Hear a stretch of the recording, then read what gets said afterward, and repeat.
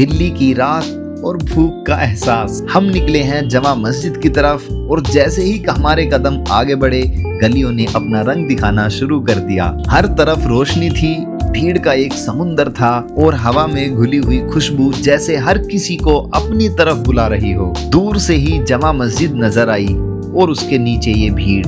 ऐसा लग रहा था जैसे शहर की सारी रातें यहीं आकर रुक गई हों। यहाँ आकर सबसे बड़ी मुश्किल ये नहीं होती कि भूख लगी है या नहीं, मुश्किल ये होती है कि क्या खाएं और क्या छोड़ा जाए। हर तरफ जायके बिखरे हुए थे, कहीं खीर की मिठास, कहीं चिकन टिक्के का धुआं और कहीं गर्मा गर्म तेल में उबलते हुए फ्राइड आइटम्स। और जैसे ही हम जमा मस्जिद के गेट नंबर 2 के सामने पहुंचे तो वहाँ तो ऐसा लग रहा था कि जैसे हम किसी फूड फेस्टिवल का हिस्सा बन गए हों। और बीच में दिखा एक मशहूर नाम, मोहब्बत का शरबत। ठंडक भी, मिठास भी और उसके आसपास भीड़ का एक अलग ही जुनून। और फाइनली आगे बढ़ते हुए हम पहुंच गए एक फेमस स्पॉट पर, अल ज़हरा पर। जैसे ही हम अंदर एंटर हुए, सबसे पहले जो चीज नोटिस हुई वो था पूरा का पूरा चिकन तंदूर में सिकता हुआ। बाहर ही बड़े बड़े जाल पर चिकन सिक रहा था और उसकी स्मेल लिटरली भूख डबल कर रही थी। और साइड में मटन के गोल गोल कबाब रेडी हो रहे थे। और हमने सबसे पहले ऑर्डर की चिकन मंदी।